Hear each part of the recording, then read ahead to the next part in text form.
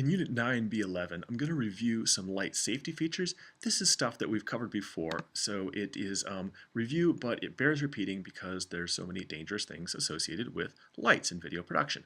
First of all, don't touch that bulb. That's a spare bulb that I've taken out of a light just for demonstration purposes.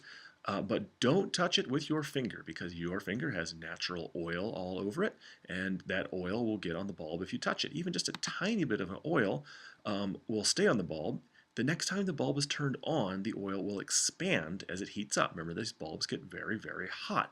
The oil expands at a different rate than the glass expands, and in a bad case scenario, this can cause your glass bulb to explode. Exploding molten glass is bad.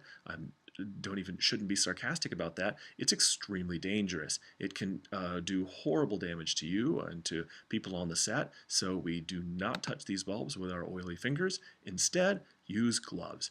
If you need to change a bulb, and you should only do that if your video teacher tells you that it's okay. A lot of video teachers prefer to do that job themselves. But if you do change a bulb, make sure to wear latex gloves and get a clean pair of gloves every time because you don't want used gloves that might have oil on them, and change that bulb carefully to avoid getting anything on it.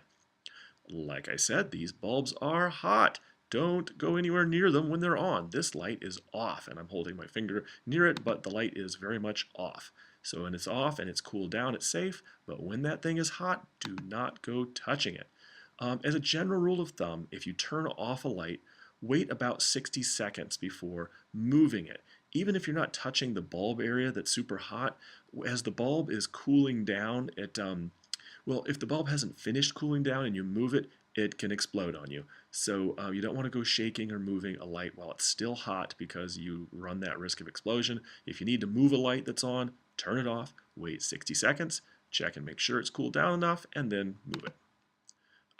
And don't ever take off that metal safety grill. We talked about exploding molten glass. Well, that metal grill right there is the only thing between you and that melted exploding glass, so leave it there so you to keep yourself safe and keep everyone on the set safe.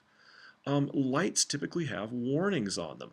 Please read those warnings. Take a few moments to read the back of that light. This one's a TOTA light and it's got its TOTA warnings on it. You want to pay attention to that stuff, please, to make sure that you're following whatever the precautions are for the particular kind of light that you're using.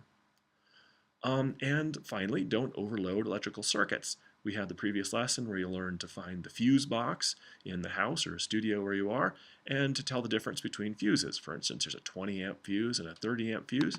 You need to do that calculation to determine how many amps you need for the lights that you're using, and then make sure that the circuit that is connected to your breaker has got enough amps to do the job.